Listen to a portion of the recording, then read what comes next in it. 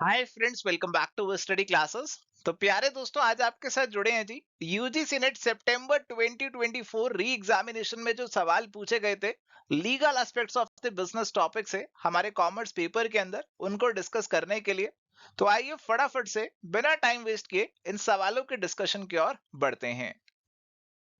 प्यारे दोस्तों, अगर आप प्रिपेयर कर रहे हैं यूजीसी नेट कॉमर्स या फिर मैनेजमेंट के लिए, तो एवर स्टडी क्लासेस के पास आपके लिए डिटेल्ड कॉम्प्रिहेंसिव कोर्सेज अवेलेबल हैं पेपर 1 और पेपर 2 के लिए। अगर आपको केवल प्रैक्टिस करनी है तो आप टेस्ट सीरीज भी चेकआउट कर सकते हो और प्रीवियस ईयर क्वेश्चंस का कोर्स भी अलग से चेकआउट कर सकते हो। इन सभी कोर्सेज की डिटेल्स आपको हमारी ऐप या फिर वेबसाइट पे मिल जाएगी। चलिए, तो यहाँ पे सवाल है, the maximum number of partners in a limited liability partnership LLP can be. अब देखो, जो हमारी एलएलपीज होती हैं उनके अंदर मैक्सिमम पार्टनर्स को लेकर कोई भी रिस्ट्रिक्शन डाली नहीं गई है। तो 750 100 ये सब गलत है। नो लिमिट, यानी कि ऑप्शन नंबर 4 हमारा यहाँ पे करेक्ट आंसर बन जाएगा। तो एलएलपीज के बारे में आपको बेसिक नॉलेज होनी चाहिए। हमारा जो एलएलपी एक्ट है 2008 वाला, उसके जो बेसिक प्रोविजंस है वो आपको मालूम होना चाहिए। सवाल मेरे अकॉर्डिंग तो बहुत सीधा यहाँ पे पूछा गया है। चलिए, तो अगला सवाल हमारे पास है, where there is an unconditional contract for the sale of specific goods in a deliverable state, the property in goods passes to the buyer when. अब देखो, ध्यान से पढ़िए। अनकंडीशनल कॉन्ट्रैक्ट है, कोई कंडीशन यहाँ पे नहीं लगाई, आपके बायर ने कोई कंडीशन नहीं लगाई। स्पेसिफिक गुड्स है, आपने स्पेसिफाई कर लिए ये वाला सामान चाहिए और वो डिलीवरेबल स्टेट में भी है। जैसे प्यारे दोस्तों, लेट सपोज कि आप यहाँ पे गाड़ी खरीदने एक शोरूम पे गए, वहां पे गाड़ी स्पेसिफिक आपने पसंद कर ली कि जनाब ये वाली गाड़ी मेरे को लेनी है। वो डिलीवरेबल स्टेट में डिलीवरी के लिए बिल्कुल तैयार खड़ी है और आपने कोई कंडीशन नहीं लगा रखी किसी चीज को लेकर। आपने कहा जी ये वाली गाड़ी ही मेरे को खरीदनी है, ये वाली गाड़ी मेरे को चाहिए। आपने उसे कह दिया कि ये मेरा फाइनल डिसीजन है और यहाँ पे आपका जो भी कॉन्ट्रैक्ट वॉन्ट्रैक्ट है, आप यहाँ पे अपना अनकंडीशनली वो कॉन्ट्रैक्ट जो है उसे साइन कर लेते हैं। तो कहा गया कि आपकी जो ओनरशिप है गुड्स की, वो आपके बायर को इमीडिएटली पास हो जाती है। जैसे ही आपने कॉन्ट्रैक्ट कर लिया, वैसे ही आपकी ओनरशिप यहाँ पे बायर के पास चली जाती है, चाहे आपने उसकी पेमेंट अभी करी या नहीं करी। अभी बायर इस गाड़ी को ले गया या नहीं ले गया, बट इमीडिएटली जो मालिक है इसका बायर बन जाएगा। अभी कोई और इस गाड़ी को हाथ नहीं लगा सकता, कोई और इसे लेकर नहीं जा सकता है। ये आपकी जो ओनरशिप है ये आपके बायर को ट्रांसफर यहाँ पे हो चुकी है। चलिए, तो यहाँ पे सवाल है, which of the following are true about digital signature under information technology act 2000। तो देखो जी, डिजिटल सिग्नेचर को लेकर सवाल पूछा गया। Digital signature is an electronic signature. देखो, दो टर्म्स होती हैं, एक होती है इलेक्ट्रॉनिक सिग्नेचर, ये एक बहुत वाइड टर्म है। इसके अंदर जब आप अपने एग्जाम के फॉर्म्स वगैरह भरते हो, अपने साइन वाइन मार के उसकी फोटो खींच के अपलोड करते हो ना, तो वो भी एक इलेक्ट्रॉनिक साइन ही है।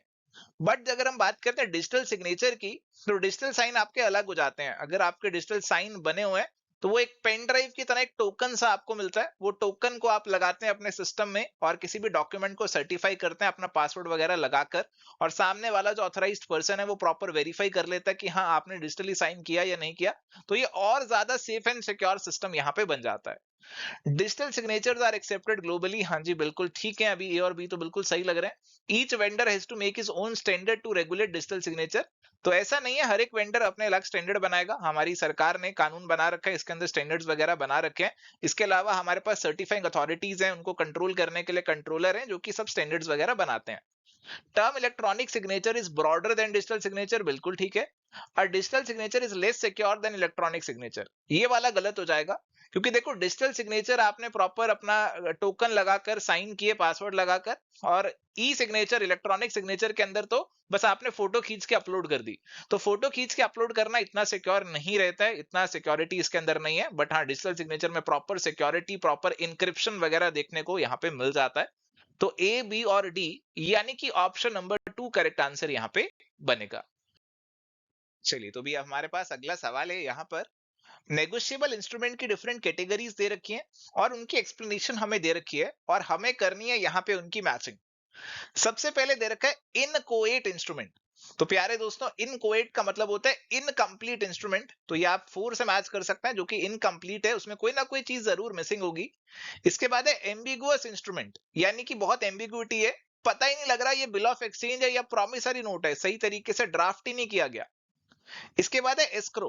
देखो एस्क्रो क्या होता है कि कई बार आप किसी पार्टी को नेगोशिएबल इंस्ट्रूमेंट दे देते हो और उसे कहते हो कि अभी ये वैलिड नहीं बनेगा, अभी मैंने तुम्हारे पैसे देने हैं, लोन देने हैं, अगर मैं तुम्हारा लोन 30 दिन में नहीं दे पाता तो ये डॉक्यूमेंट आपका वैलिड हो जाएगा। तो ये एक बेसिकली गिरवी की तरह आप कह सकते हैं, आप यहाँ पे कोलेटरल की तरह आप इसका इस्तेमाल कर लेते हैं। फिक्टिशियस बिल, फिक्टिशियस वो है जिसमें आपके जो पार्टीज हैं वो एग्जिस्ट ही नहीं करते, आपके जो पार्टीज हैं वो फेक है, यहाँ पे this is a fictitious bill. और यहाँ पे करेक्ट मैचिंग जो हमारी बन रही है वो बन रही है जी ऑप्शन नंबर 3 की। चलिए तो भी अगला सवाल हमारे पास है, which of the following item is included in the definition of the term goods as per the sale of goods act 1930। तो अभी यहाँ पे ऑप्शंस आपको दे रखे हैं। देखो जो गुड्स का डेफिनेशन हमें सेल ऑफ गुड्स एक्ट 1930 में दे रखा है, उसमें कहा गया कि गुड्स के अंदर मूवेबल प्रॉपर्टी आएगी एक्सेप्ट एक्शनेबल क्लेम्स, वो उसके अंदर नहीं आएंगे, आपके मनी जो है वो उसके अंदर नहीं आएगी। ऐसी बातें डेफिनेशन में बोली गई हैं। और यहाँ पे अगर आप ऑप्शंस को रीड करते हैं, purchase of lottery tickets, decree of a court of law, actionable claims, immovable property. तो यहाँ पे प्यारे दोस्तों हमारे पास इमूवेबल प्रॉपर्टी तो कट ही गया, क्योंकि मूवेबल प्रॉपर्टी ही गुड्स में आती है। एक्शनेबल क्लेम्स को स्पेसिफिकली एक्सक्लूड कर दिया। तो अभी शायद ऑप्शन नंबर 1 और 2 में कंफ्यूजन हो रहा होगा। जो लॉटरी टिकट्स हैं उनको भी काफी सारी कोर्ट की जजमेंट्स ने कहा हुआ है कि वो गुड्स नहीं है, वो भी कहीं ना कहीं क्लेम की तरह ही होती है। जो decree of court of law है, इसके अंदर आपका एक बॉम्बे हाई कोर्ट का केस है। केस का नाम भी मैं आपको बता देता हूं, एक नाम है विठल दास विश्राम वर्सेस जगजीवन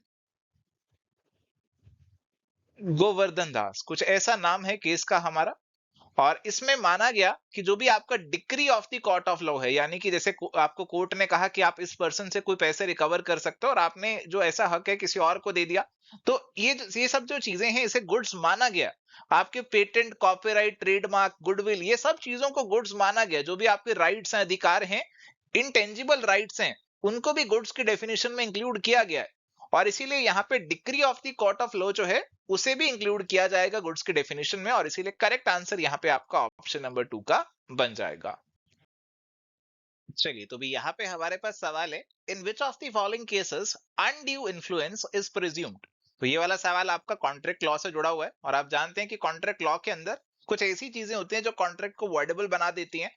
और उसी के अंदर आता है अनड्यू इन्फ्लुएंस, कि अगर आपने किसी पे गलत तरीके से इन्फ्लुएंस डाला और उसे कॉन्ट्रैक्ट में एंटर करा लिया तो फिर वो आपका वॉइडेबल हो जाता है।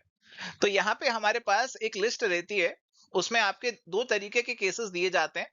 एक केस ऐसे होता है जिसमें हम प्रिज्यूम करते हैं कि yes there is undue influence, और कुछ केस ऐसे रहते हैं जिसमें हम ये मानते हैं कि अनड्यू इन्फ्लुएंस नहीं है।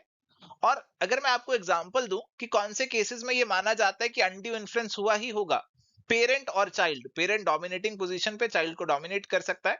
इसके अलावा आपका डॉक्टर और पेशेंट जो है, इसमें हम प्रिज्यूम करते हैं कि अनड्यू इन्फ्लुएंस हुआ ही होगा। इसके अलावा आपका जो गुरु है और डिसिपल यानी कि चेला, ऐसे कुछ केसेस हैं जहां पे ये मान लिया जाता है कि अनड्यू इन्फ्लुएंस होगा, और हमारे पास ये इनको प्रूव करना पड़ता है, जो पेरेंट है, डॉक्टर है, आपका जो गुरु है, इनको प्रूव करना पड़ता है कि हमने अनड्यू इन्फ्लुएंस नहीं किया। अगर ये ऐसा कहते हैं कि नहीं किया तो इनको खुद प्रूव करना पड़ेगा। इसके अलावा दूसरे साइड पे कुछ ऐसे केसेस आते हैं जिसमें हम ये मानते हैं कि कोई अनड्यू इन्फ्लुएंस नहीं हुआ होगा, जैसे हस्बैंड वाइफ का केस है, आपका प्रिंसिपल एजेंट का केस है, आपका क्रेडिटर डेटर का केस है, आपका लैंडलॉर्ड और टेनेंट का केस है। तो इन सभी केसेस में हम ये मानते हैं कि अनड्यू इन्फ्लुएंस नहीं हुआ होगा। और अगर हमारे पास ये वीकर पार्टीज कह रही हैं, जैसे वाइफ कह रही है, एजेंट कह रहा है, डेटर कह रहा है या टेनेंट कह रहे हैं कि यहाँ पे अनड्यू इन्फ्लुएंस, गलत नाजायज फायदा उठाया गया, तो इन्हीं को प्रूव करना पड़ेगा, इन्हीं को प्रूव करना पड़ेगा कि अनड्यू इन्फ्लुएंस यहाँ पे हुआ था। कोर्ट में, लॉ में ऐसी प्रिजम्पशन नहीं ली जाती। तो अगर हम ऑप्शंस को यहाँ पे देखते हैं तो केवल पेरेंट और चाइल्ड वाला ऐसा केस है जहां पे हम प्रिज्यूम कर सकते हैं लॉ के अंदर ही कि अनड्यू इन्फ्लुएंस का इस्तेमाल हुआ होगा। बाकी वाले केसेस में हमारे पास डेटर, टेनेंट और वाइफ को प्रूव करना पड़ेगा कि ऐसा अनड्यू इन्फ्लुएंस यहाँ पे किया गया है। तो correct answer is going to be option number 4। ये केसेस आपको याद रखने होंगे एग्जामिनेशन पर्सपेक्टिव से। चलिए अभी हमारे पास सवाल है, मैच द फॉलोइंग का लिस्ट 1 और लिस्ट 2 हमें यहाँ पे दे रखी है जी।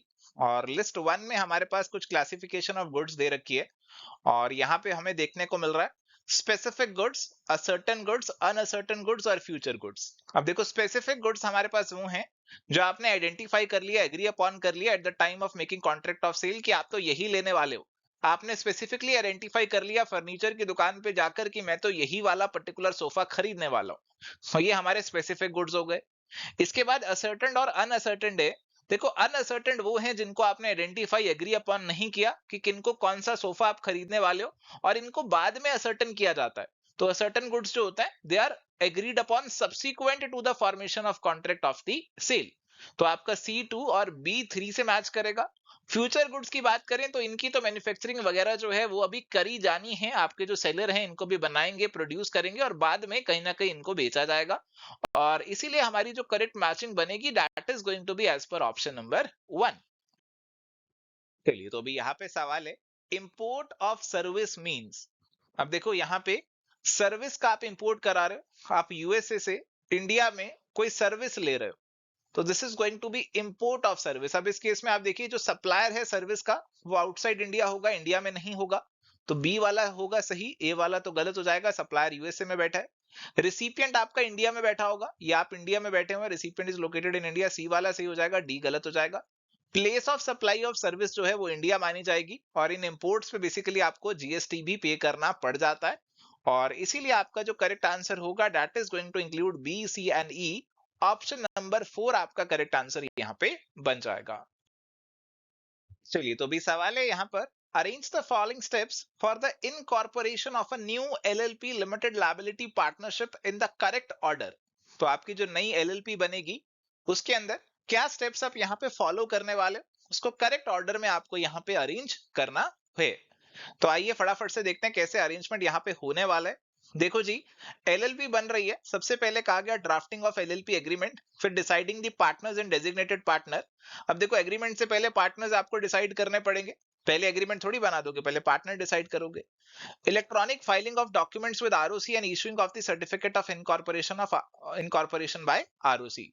तो देखो डॉक्यूमेंट्स तैयार होंगे, यानी कि पहले एग्रीमेंट वगैरह तैयार होगा, फिर ही आरओसी के पास आप पब्लिश करोगे। तो बी सबसे पहले होगा, ए बीच में आएगा, सी लास्ट में होना चाहिए। Checking the availability of name, तो जो भी आपको नाम रखना है वो भी आपको बीच में कहीं ना कहीं चेक करना पड़ेगा। ऑब्टेनिंग डी पिन, ये बेसिकली आपका डायरेक्टर आइडेंटिफिकेशन नंबर या डेजिग्नेटेड पार्टनर आइडेंटिफिकेशन नंबर होता है। और डिजिटल सिग्नेचर सर्टिफिकेट, देखो आज की डेट में सारा जो काम है मिनिस्ट्री ऑफ कॉर्पोरेट अफेयर्स का, आरओसी रजिस्ट्रार ऑफ कंपनीज का, वो सारा ऑनलाइन होता है। और ऑनलाइन आपको जो भी फाइलिंग वगैरह करनी है उसके लिए आपको यहाँ पे डिजिटल सिग्नेचर सर्टिफिकेट आपके पास होना चाहिए, उसी से फाइलिंग कर पाओगे। और ये डिन नंबर भी आपको लेना पड़ता है आपकी ये कंपनी या एलएलपी बनाने से पहले। तो ये चीजें भी कहीं ना कहीं पहले ही आपको करनी पड़ेंगी। तो देखो जी, अगर हम सीक्वेंस बनाने की कोशिश करें तो सबसे पहले पार्टनर डेजिग्नेटेड पार्टनर आइडेंटिफाई कर लो। इसके बाद डी और ई में से आप देखो कि आपको यहाँ पे जो है पहले तो आप अपना जो डिजिटल सिग्नेचर सर्टिफिकेट वगैरह वो ले लो, ताकि आप आरओसी की साइट पे नेम वगैरह जो है वो सब चेक कर सको। उसके बाद अपना एग्रीमेंट बना लो और वो सब चीजें जो है इलेक्ट्रॉनिकली फाइल कर दो आरओसी के पास, और सर्टिफिकेट ऑफ इनकॉर्पोरेशन ले लो। और इसीलिए हमारा जो सीक्वेंस यहाँ पे बनेगा वो BEDAC, ऑप्शन नंबर 1 का यहाँ पे बन जाएगा। चलिए तो यहाँ पे अब सवाल है, which of the following can file a petition for winding up of a company. तो कंपनी को वाइंड अप करने के लिए, कंपनी को बंद करने के लिए कौन पिटीशन यहाँ पे फाइल कर सकता है, ये हमसे यहाँ पे पूछ रहे हैं। शेयर होल्डर है, क्रेडिटर प्रोस्पेक्टिव क्रेडिटर है, legal heir, person authorised by the central government. आपको 4 में से 3 चूज करना है, तो बेसिकली एक एलिमिनेट करना है। और मेरे ख्याल से लीगल हेयर को आप आसानी से एलिमिनेट कर सकते हो, बाकी लोग तो पिटीशन डाल लेंगे, पर लीगल हेयर कैसे डालेंगे। और इसीलिए करेक्ट आंसर ऑप्शन नंबर 4 आपका यहाँ पे बनेगा। चलिए तो यहाँ पे सवाल है, which of the following is the most frequently held meeting of a company. सबसे ज्यादा कौन सी मीटिंग होती है? Statutory meeting. देखो ये आपके ना पुराने कंपनी लॉ में प्रोविजन था कि कंपनी बनेगी तो उसको ये पहले सब स्टेट्यूटरी मीटिंग करनी पड़ेगी, सबसे पहले ये मीटिंग करनी पड़ेगी। इसके बाद एनुअल जनरल मीटिंग तो साल के अंदर एक बार ही होगी। क्लास मीटिंग तो पर्टिकुलर किसी क्लास की मीटिंग, जैसे क्रेडिटर्स की मीटिंग हो गई। डायरेक्टर मीटिंग, तो देखो डायरेक्टर जो कंपनी के है ना वो कंपनी को चलाते हैं, रोजमर्रा का सारा काम वही संभालते हैं, तो उनकी मीटिंग तो चलती रहेगी। रेगुलरली वो मीटिंग्स करते रहेंगे डायरेक्टर्स, ताकि कंपनी को लेकर डिसीजन लेते रहें। ऐसा तो नहीं करेंगे कि वेट करेंगे साल खत्म होने का और जनरल मीटिंग बुलाने का, वो रेगुलरली अपनी मीटिंग्स करते रहेंगे। और इसीलिए सबसे ज्यादा मीटिंग होगी आपकी डायरेक्टर्स की। करेक्ट आंसर ऑप्शन 4 यहाँ पे आपका बनेगा। चलिए तो यहाँ पे बारी है अगले सवाल की, और ये सवाल हमें कहता है, fiduciary relationship is a relationship based on. तो फिड्यूशियरी रिलेशनशिप की अगर हम यहाँ पे बात करते हैं, ये रिलेशन है आपका ट्रस्ट का, भरोसे का रिलेशनशिप है। जैसे आपका डॉक्टर और पेशेंट का भरोसे का रिलेशन होता है, आपका जो वकील है और जो क्लाइंट है उनका भरोसे का रिलेशन होता है यहाँ पर। तो ये आपका एब्सोल्यूट ट्रस्ट और रिलायंस, ऑप्शन नंबर 2 आपका जो आंसर है वो यहाँ पे बन जाएगा। चलिए, तो यहाँ पे सवाल है मैच द फॉलोइंग का, लिस्ट 1 और लिस्ट 2 आपको दे दी हैं। एक तरफ आपके ऑफेंसेस हैं और दूसरी तरफ कॉरस्पॉन्डिंग पेनल्टीज हैं एज पर दी इंफॉर्मेशन टेक्नोलॉजी एक्ट 2000। सबसे पहले tampering with the computer source document, तो इसके अंदर आपकी जो पेनल्टी है वो है इंप्रिजनमेंट अप टू 3 years और फाइन ऑफ ₹2 लाख और बोथ। फिर है पेनल्टी फॉर मिस रिप्रेजेंटेशन, यहाँ पे आपकी जो पेनल्टी है it is imprisonment up to 2 years और fine which may extend to ₹1 lakh और बोथ। इसके बाद है penalty for breach of confidentiality and privacy, तो अगर आप ऐसा कुछ ब्रीच करते हैं तो इसके अंदर आपकी जो पेनल्टी है that is imprisonment up to 2 years and और फाइन अप टू ₹1 लाख। हालांकि अगर आप देखेंगे तो बी और सी वाले में जो है ना इसके अंदर बिल्कुल सिमिलैरिटी सी लग रही है पनिशमेंट्स के अंदर, बट जो लैंग्वेज यूज की गई है सेक्शंस में वो 1 और 3 की इसी तरीके से करी गई है जिस हिसाब से मैचिंग हमने यहाँ पे करी है। अगर आप मैचिंग सही से नहीं भी कर पा रहे हैं फिर भी अगर आपने ए वाला मैच कर लिया और लास्ट वाला मैच कर लिया punishment for cyber terrorism which includes imprisonment up to life, life imprisonment हमें यहाँ पे देखने को मिल रहा है। तो ए वाला और डी वाला भी अगर आपने सही से मैच कर दिया कि ए 2 से होगा और डी जो है 4 से होगा, उससे भी आप अपना जो आंसर है ऑप्शन नंबर 3 का यहाँ पे बना सकते हो। चलिए, तो यहाँ पे सवाल है the liquidator after realising the assets of a company should distribute the proceeds among below mentioned claimants in which order. तो देखो जी, आपने लिक्विडेटर को अपॉइंट किया, उसने एसेट्स को रियलाइज किया, अब जो पैसा मिला है उसे बांटना है अलग अलग लोगों में, किसे पहले बांटे किसे बाद में बांटे वो आपको यहाँ पे पहचानना है। देखो सबसे लास्ट में तो अनसिक्योर्ड क्रेडिटर्स ही आएंगे, ये तो पक्का है। और सबसे पहले आपके पास आएंगे आपके लीगल चार्जेस, फिर आ गई आपकी लिक्विडेटर की रेम्युनरेशन, फिर आपके सिक्योर्ड क्रेडिटर्स आ गए और फिर आपके प्रेफरेंशियल और फ्लोटिंग चार्ज वाले क्रेडिटर्स यहाँ पे आ गए। और इसीलिए आपकी जो यहाँ पे मैचिंग बन जाएगी वो बन जाएगी बी ए सी डी ई, यानी कि ऑप्शन नंबर 2 करेक्ट आंसर यहाँ पे हमारा बन जाएगा।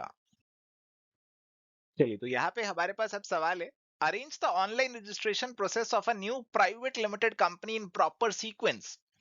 तो जो स्टेप्स है उनको प्रॉपर सीक्वेंस में हमें यहाँ पे अरेंज करना है जी। तो आइए देखते हैं कि किस तरीके से अरेंजमेंट यहाँ पे होगा। ऑप्शंस पे आप नजर डालेंगे तो पहले दो में ए या बी में से आएगा और लास्ट में आपके सी ई और डी में से यहाँ पे आने वाले हैं। देखो जी, यहाँ पे सबसे लास्ट में तो मेरे ख्याल से कंपनी का रजिस्ट्रेशन सर्टिफिकेट आना चाहिए, डी आना चाहिए, बट अभी शुरू में देखते हैं कि बी या ए में से किसको डालें। बी और ए में से देखो सबसे पहले आएगा ऑप्शन नंबर बी, क्योंकि आपको कोई भी काम करना है कंपनी से जुड़ा हुआ तो पहले आपको डिन डायरेक्टर आइडेंटिफिकेशन नंबर और डीएससी डिजिटल सिग्नेचर सर्टिफिकेट जो है वो प्रमोटर्स के अप्लाई करने पड़ेंगे, लेने पड़ेंगे। और फिर आपका प्रोसेस शुरू हो जाएगा कंपनी के नेम को रिजर्व करने से, और फिर आप बाकी काम करेंगे। बाकी काम जैसे कि यहाँ पे आप मेमोरेंडम और आर्टिकल्स को ड्राफ्ट कर लेंगे, अपना एप्लीकेशन फाइल कर देंगे और आपको रजिस्ट्रेशन का सर्टिफिकेट मिल जाएगा। तो ऑप्शन नंबर 3 इन सारे पॉइंट्स को सही ऑर्डर में बता रहा है और इसीलिए ये आंसर यहाँ पे बनेगा। चलिए, तो भी यहाँ पे सवाल है the authentication to be effected by the use of asymmetric crypto system and hash function is known as e commerce, virtual signature, digital signature या फिर ई वेरिफिकेशन। अब देखो ये जो असिमेट्रिक क्रिप्टो सिस्टम होता है बेसिकली यहाँ पे अगर आप किसी पर्सन को कुछ कॉन्फिडेंशियल इंफॉर्मेशन अपनी शेयर करना चाहते हैं तो फिर आप यहाँ पे इस पे अपने डिजिटल सिग्नेचर लगा देते हैं जिसमें असिमेट्रिक क्रिप्टो सिस्टम का इस्तेमाल होता है।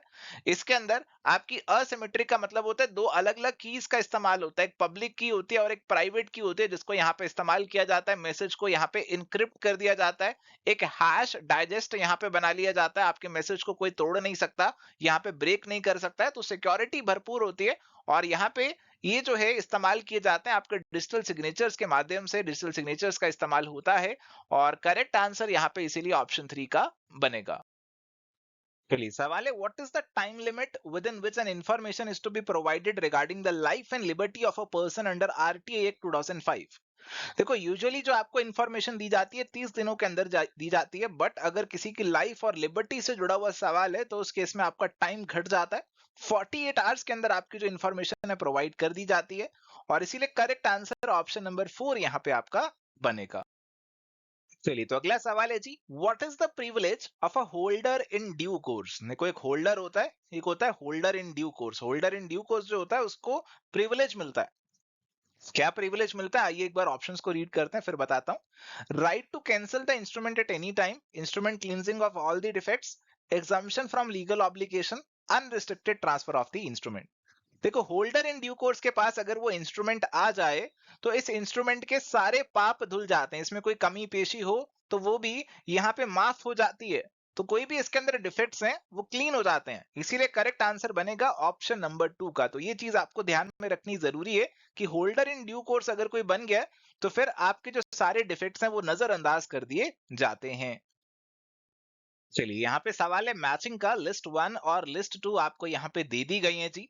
और सबसे पहले transfer of ownership. Transfer of ownership आपकी यहाँ पे किन में से होगी? देखो जी, contract of sale of goods में आपकी गुड्स की ओनरशिप ट्रांसफर होगी, तो आप इसे 2 से मैच कर सकते हैं। Sale of goodwill after dissolution, तो डिसोल्यूशन की बात तो पॉइंट नंबर 3 में हो रही है। डिसोल्यूशन ऑफ पार्टनरशिप फर्म, आप इसे 3 से मैच कर लीजिए। बायबैक ऑफ शेयर्स, ये जुड़ा है आपकी कंपनी की शेयर कैपिटल से, तो 4 से मैच कर दो। प्रॉमिसरी नोट आपका एक नेगोशिएबल इंस्ट्रूमेंट है, तो 1 से मैच कर दो। करेक्ट आंसर यहाँ पे आपका सीधा सीधा ऑप्शन नंबर 1 का बन जाएगा। प्यारे दोस्तों, ये थी जी आज की हमारी चर्चा यूजीसी नेट री एग्जाम के प्रीवियस ईयर क्वेश्चंस के ऊपर। उम्मीद करता हूँ आपको आज के सेशन से जरूर कुछ नया सीखने को मिला होगा, और इस वीडियो को लाइक तो आपने ऑलरेडी कर ही दिया होगा। मिलते हैं नेक्स्ट सेशन में। Till then, goodbye, take care, all the best.